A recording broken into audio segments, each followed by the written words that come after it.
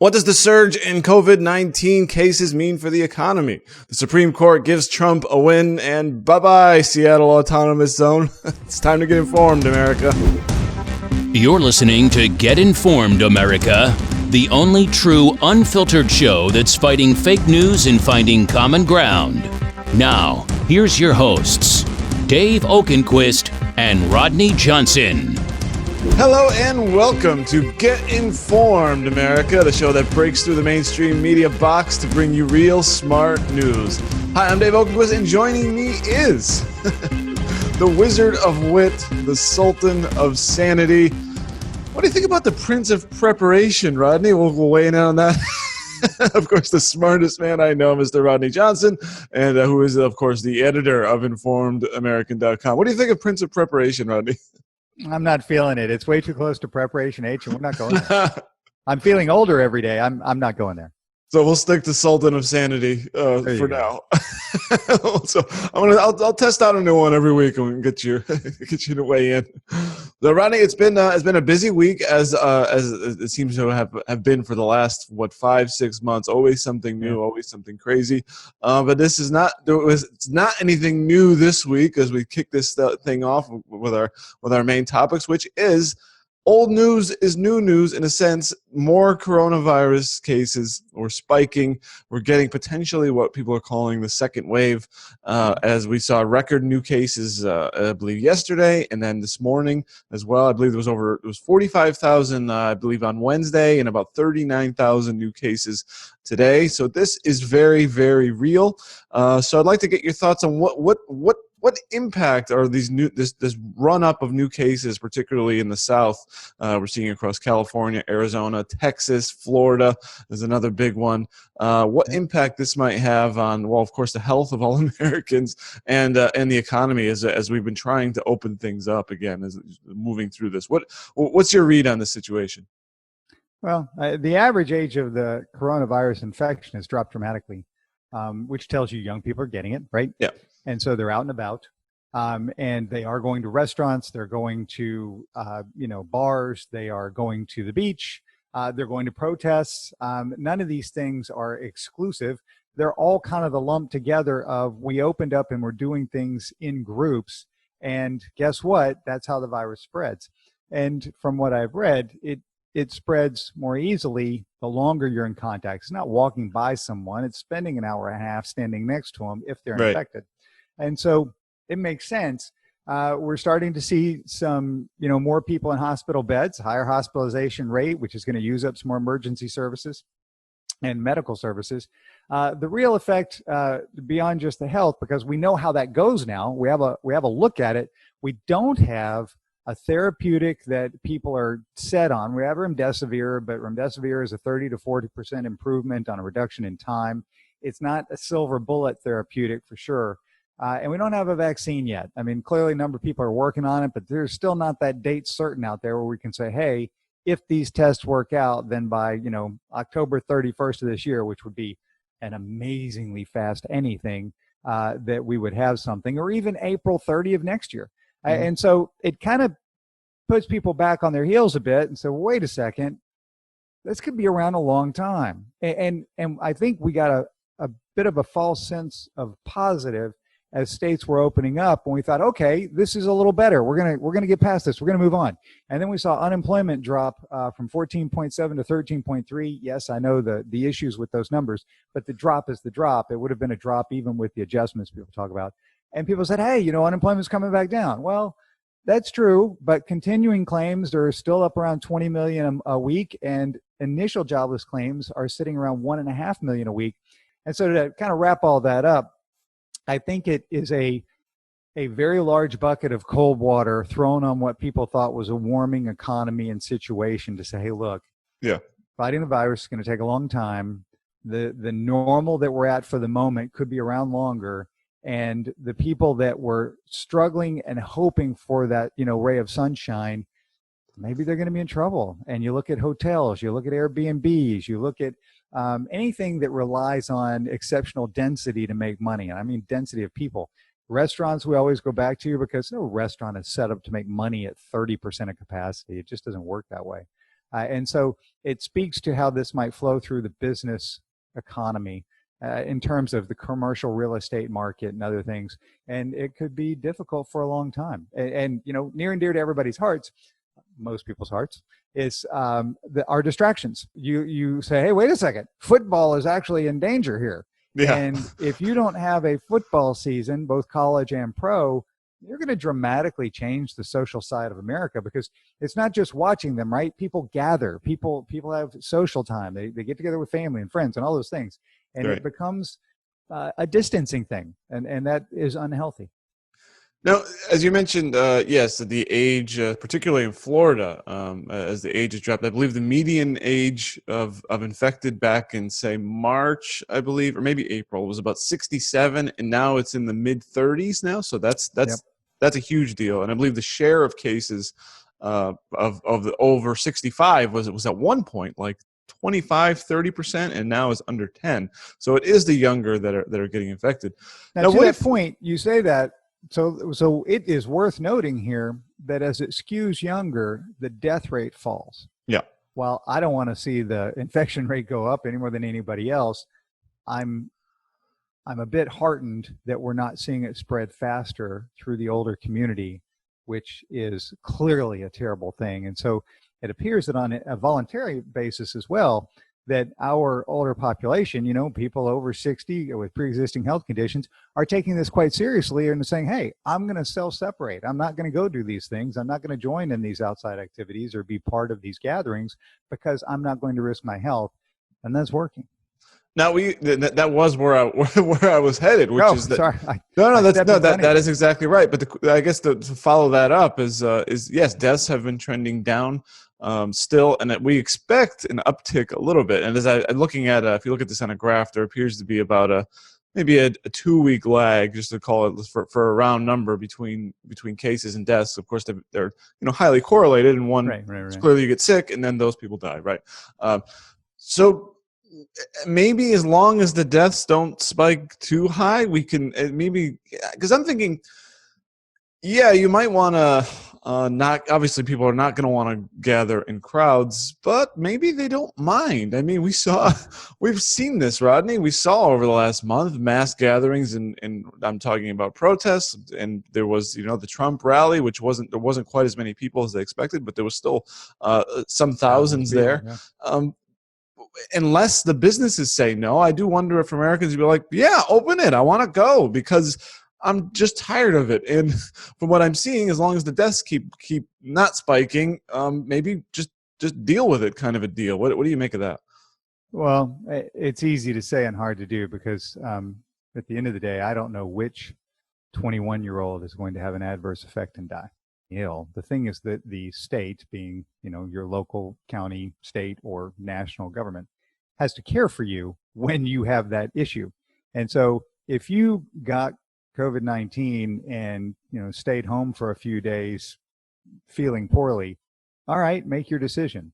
But if you're one of the ones that has to go to a hospital because, you're in severe respiratory distress, yeah, then that's different. And if the beds are already full because so many other people did it, that's the problem. It's still all about potentially overloading the healthcare system. And so the term flattening the curve is going to come back around. And so I want to say half the ICU beds are taken right now.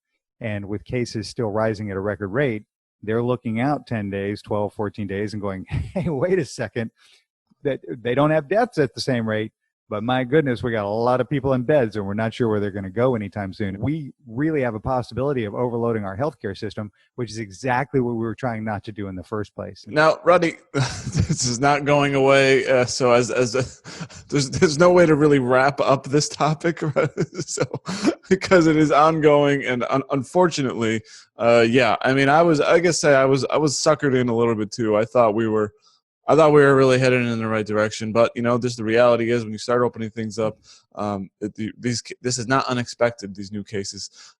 So as long as hopefully the deaths continue to trend down, and hopefully we can kind of work our way through it. And I was telling you before we started, in my immediate area, they actually, my county and the two counties around me, mandated mask wearing when you're out in public, when you go into indoors. So maybe we just do that. Maybe that's just what we all do, and hopefully we can re-flatten the curve. Yep. All right, well, let's move on well, last week we talked about the Supreme Court decisions, and one of them was a blow to the administration on President Trump's attempt to roll back President Obama's DACA executive order. So they got a loss there, but this week the administration got a win. The Supreme Court ruled 7-2 in favor of the administration regarding speedy deportation, and this involved the case of someone who was caught just inside the U.S. border, I believe about 25 miles. He claimed a credible fear. The agents said no, and that they were going to send him on his way. He appealed. He tried to appeal that decision, and the Supreme Court ruled in favor of the administration here, basically saying that people who are put into effect in this fast-track deportation program can't appeal, and that speedy removals don't violate their due process rights against unlawful detention. And that was one of the things said by Justice Alito, who wrote the majority opinion, saying that constitutional rights of due process do not automatically apply to migrants simply because they set foot on U.S. soil and have not been legally admitted. So in this case, where you get caught and the border agent asks you about your asylum claim, doesn't find it credible, says no, you're out. That's what the Supreme Court basically says is an okay policy for the administration. What do you make of this decision? Well, I found it interesting because one of the tenets they relied on is, a textualist point of view, saying, well, habeas corpus, where it's unlawful detention. Yeah. They said you have to take the meaning as it was written back in the 1790s. And it's like, are you the same court that last week was, finding all sorts of new stuff that couldn't have been there when written in the 1960s? Same one. So, yeah. And so, it is what it is. I agree with them. If you're standing within the United States and people, enter unlawfully and you catch them inside the United States, can they automatically claim all the rights? It's like, well, that doesn't make sense because everybody would be waiting to put one foot over and then raise their hand. Exactly. The claim of asylum actually went to the agent who's like, not feeling it. They kicked it up to a supervisor who then agreed. They had the right to appeal to a State Department administrative person who agreed as well. And so it wasn't as if some agent was making a decision on what was happening with the Tamil over in Sri Lanka, which is what this guy was claiming. It was instead, the process they have. And so the guy said, hey, unlawful, detention here. It's like, we're not unlawfully detaining you. We want you to leave. That's the whole point. And so I don't make a judgment on this guy's claim, being pulled into a white van and tortured in Sri Lanka, which is apparently quite common for opponents of the government. But I do think that the ruling is correct. You're catching people close. You've got to have some way to quickly remand them back, and you got to have an efficient process. Yeah, absolutely. And because then it's one case after case after case that will tie up the court system. And meanwhile, as we've seen, they promises to appear, which are not always kept. And then they were until we started, because there was a change in 2015. I mean, we don't talk about that much, but the whole asylum seeking thing was changed in 2015, which is what led to this huge mass of people who were saying, hey, asylum. And so we're still kind of walking through that. And to say that we've figured it out after 5 years by basically having people in these huge camps on the Mexican side of the border probably isn't the absolute answer either. But we'll figure it out. Yeah, we will. There was some action in the Senate where shifting gears just a little bit on police reform, something we talked about yesterday. The Senate, it was basically blocked. Senator Tim Scott's police reform bill blocked by Democrats to debate on the floor. So that thing seems to be dead in the water. And then the House maybe is going to come up with their own version. So would you expect to see maybe some piece of police reform legislation coming through in the next week or two? Or is this all just going to be a political game? It's a political game. The House actually already passed theirs. And so the House legislation is more stringent. It denies funds to police forces, that don't ban a chokehold. And so banning a chokehold is one of those things, right? If I'm in a fight for my life with someone as a police officer, shouldn't I have the right to use any means possible to protect my life? And I think most people would say yes, because at the end of that struggle, it's my life or, the other person's life. And Right. I'm the police officer, hopefully trying to do the right thing for society. But my goodness, who gets to render judgment on that after the fact and say, oh, well, you weren't really going to die from that. It was just going to be painful, so you don't get to use it. I don't know. Right. This is where it all gets crazy, right? But anyway, so the Senate bill was more about, hey, let's study some of these things and figure out a path to do this better. Whereas the House bill is, no, let's do it all right now. The Democrats in the Senate voted against the bill, which killed it. Which they voted against bringing it up for discussion, is Right. what they did. And so essentially killed it. And I believe what they're doing is setting up this thing where they're going to kick this House bill, which has been passed, over to the Senate. When the Senate doesn't take it up, they're going to say, see, the Republicans in the Senate don't want police reform. Blah, blah, blah, right? They're going to fight with each other. That's not the fight to watch. The fight to watch in the Senate is what's coming, I think, with the election. And so people feel about it however they do. Mm-hmm. Biden is rising in the polls, and he's rising in the polls in the same 6 states that I've talked about for a couple of years as being the make or break for President Trump to be reelected. And I was, doubting his reelection last fall as I was looking at these 6 states and saying, hey, man, you got to understand how the voting is changing there. And so as Biden gains ground and Trump loses ground, I mean, nothing's foregone conclusion. I mean, the polls were wrong before, and Trump could certainly win in November. But if he doesn't, down ticket becomes the thing. And so I don't expect the House to flip from, Democrat to Republican. It's possible the Senate could flip. And so if the Senate flips to Democrat, it won't be by a big margin. It'll certainly be less than 60 in the majority. And if you have Biden in the White House and then a Democratic House and a Democratic Senate, but not with a 60-person majority, what you're going to see is the death of the filibuster. And this started with Harry Reid when he led the Senate years ago. He did it for lower court appointments and said, oh, but it should only be that. But once you open the door, the door gets wide open. Immediately, the Republicans took it to the Supreme Court. But they still keep it around for other things, which is how this police law did not, this police legislation didn't come up for a vote.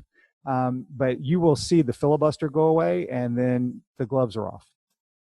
Yeah, that's certainly something to keep an eye on. And also just watching Joe Biden essentially do nothing in his campaign other than do a couple of Zoom chats and a fundraiser here or there. Doesn't talk to the press. I don't think he has even had a response to most of the stuff that's been going on all that much. So it's an interesting strategy that apparently is paying off. Just, I guess, sit back in the basement and let I don't know. Does anyone?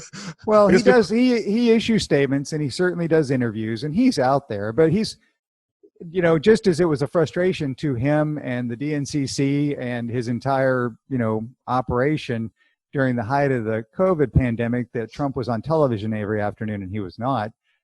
We all know that Joe Biden is a gaffe machine. He's always been a walking gaffe machine. None of this is new.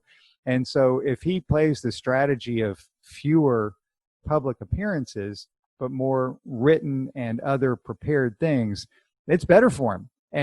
And you do what you do to win. So, it is what it is.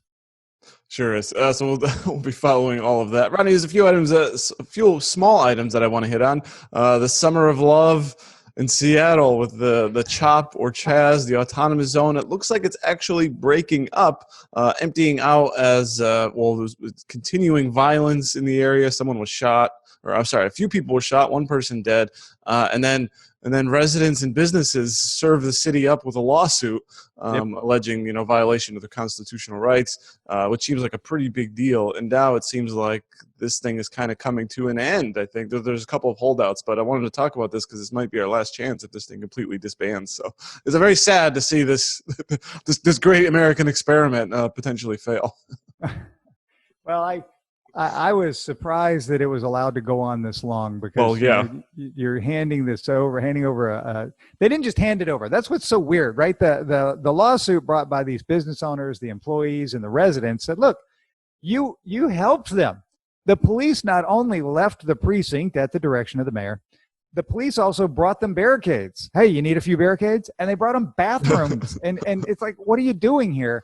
And so when the police were called to the scene for the shooting last Saturday night, they weren't allowed in. Yeah. And it's like, well, what do you mean allow? Who gets the right to say the police are not allowed? That's the reverse. I mean, this is like Superman's bizarro world, right? The police don't ask for permission to go somewhere when there is a threat, an immediate threat. They get to go in. That's the thing. And so for them to back off because somebody, a protester is standing there saying, no, you can't come in. My goodness, if I was a business owner or resident in there, I'd be suing too. I'd be really, really unhappy. We'll see where this goes when the mayor comes up for election next time. But you know what? It's their city. If they want to run it this way, they get to choose. And if it's a small group that says we don't like it, move. Right, there was a story in the New York Times that caught my eye. As the IRS had sent all the first round of stimulus checks, they found that $1.4 billion went to dead people, according to the Government Accountability Office. There's a funny quote here. It says basically the IRS they didn't quite check all of their rolls in a rush to get the checks out. But this is a funny quote here. The GAO, Government Accountability Office, recommends that the IRS finds ways to notify ineligible recipients, meaning dead people, of the payments and how to return them, although it did not explain how that would work with those who are deceased. So how do you get a dead person to return their check, Rodney? It's hard. It's definitely hard. It's the old joke, right, of the three friends who are going to, give money to the dead guy, and two of them said, gee, I didn't put in the full amount, and the lawyer said, yeah, I can't believe you guys. I put in a check for the entire amount. But the point is that they can't get the money back from a dead person, but they can certainly get it back from their estate. And so I look at it and I think it's funny on the face of it. We're talking $1.4 billion out of $270 billion that went out the door so far, and 1.1 million recipients out of 160 million. So the error rate is around 0.5%. It's pretty small here. But it's still pretty darn funny that we sent money to dead people. Yeah. All right, Rodney, let's do a little bit of a rapid fire segment. I don't think we've done this in a couple of weeks. So okay. I'll throw one out and get your quick take here. What do you think about the mobs destroying abolitionist statues, or just any statue? Or do you think they've? Is it just, where are we at here with seeing it's no longer slaveholders? It's basically anything we can find. It seems to be the case, doesn't it? Enough for it. If a local community wants to take something down, you go for it. There's a process, make it happen. But a mob wrapping a chain around a statue and pulling it down is still vandalism, and it's still illegal, and they should still be prosecuted.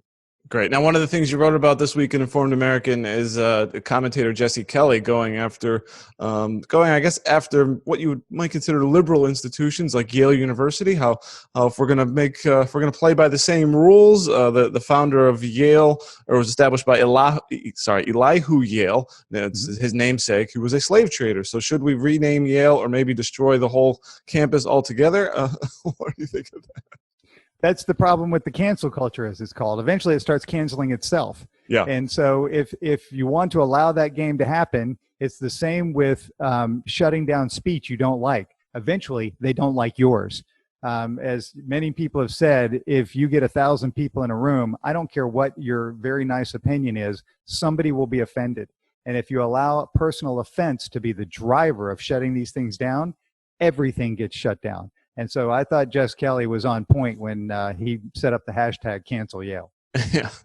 Rodney, a survey found that 44% of liberal and 58% of very liberal respondents favor the destruction of Mount Rushmore. Should we all make plans to go see that at the end of the summer before the monument comes down? Have you ever been to Mount Rushmore? I have not, no. Me either, because it's nowhere. You have to literally go hours and hours out of your way to nowhere to get to Mount Rushmore. And so, I look at it and think one more silly thing. But again, you have to look at how statues are made, right? And monuments are made. You look at Mount Rushmore and you have Washington on Mount Rushmore and you have Jefferson on Mount Rushmore. And Roosevelt, it's like, what are you doing here? Well, he happened to be the guy who could actually put the funds out there for it. And so that's how he gets on this stupid thing. And so it's I don't know. It's certainly a national monument. It's a treasure. I mean, because it's an incredible feat that it was done. Yeah. So I would definitely not heed any of the calls to knock any of this down. It's silly because that is, of course, federal. And I think you would have to ask the entire nation what they think. And I think people would be pretty darn interested in keeping it if you asked the whole nation instead of just certain segments.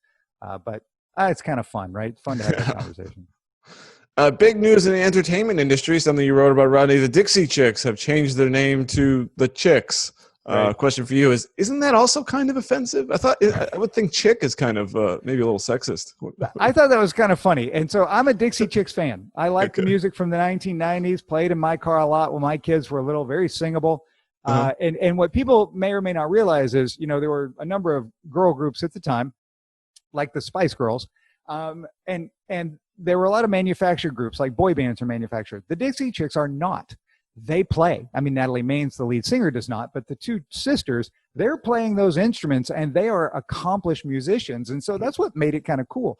But when Natalie Maines came on stage in 2003 before the Iraq invasion, when she was performing, I think in London, they were performing to a group of Marines and they said, hey, we don't support this, war coming, and we're embarrassed that the president is from Texas, meaning their state, because they're from Texas.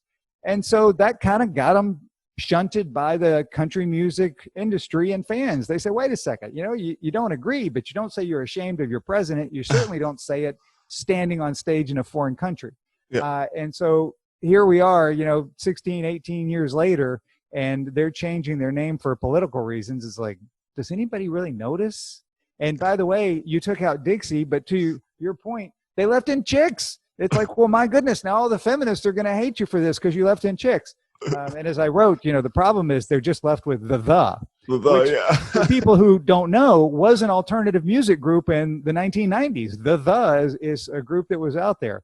And so anyway, I don't know what you would call them at this point. Very talented musicians who have done things on the political stage that got them in trouble. But that's a long, long title, so don't go with that. No, it's not catchy by any means. Not catchy.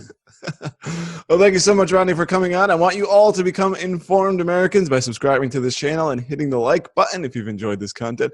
And also head on over to informedamerican.com and realhealthynews.com. And also, when you're over there, be sure to sign up with your email address to get a daily email newsletter each and every day, and by content curated from informedamerican.com by Rodney Johnson. And Rodney, when they do that, what kind of stories can they expect to be coming down the pike over the next couple of days? I think it's going to be economic stories. I think as we have masks coming back and we have the freeze on the opening in Texas and other states looking at this going, hey, wait a second, we're not sure what we're doing in the face of this pandemic and the resurgence of cases, that you're going to see people start worrying more about the economy, and it's going to be driven by states. People don't realize it, but every state but Vermont has a balanced budget requirement, and most state fiscal years run July 1 through June 30. And so their fiscal year is coming to an end next week, and they're starting the new fiscal year. They need a balanced budget for the next one, and they're looking at this incredible downturn in taxes and going, wait a second, we don't have any money. Yeah. That means laying off workers. That becomes a bigger problem. And so I think we're going to start hearing a lot about that over the next 7 days. Great. Thank you so much. For Rodney Johnson, I'm Dave Okenquist telling you to get informed, America. You've been listening to Get Informed, America, brought to you by the Informed American Radio Network. Please like and subscribe today in order to get new exclusive weekly episodes. Any questions, thoughts, or comments can be sent directly to info@informedamerican.com. And don't forget to visit informedamerican.com to keep up with real, smart news. Until next time, fight fake news and find common ground.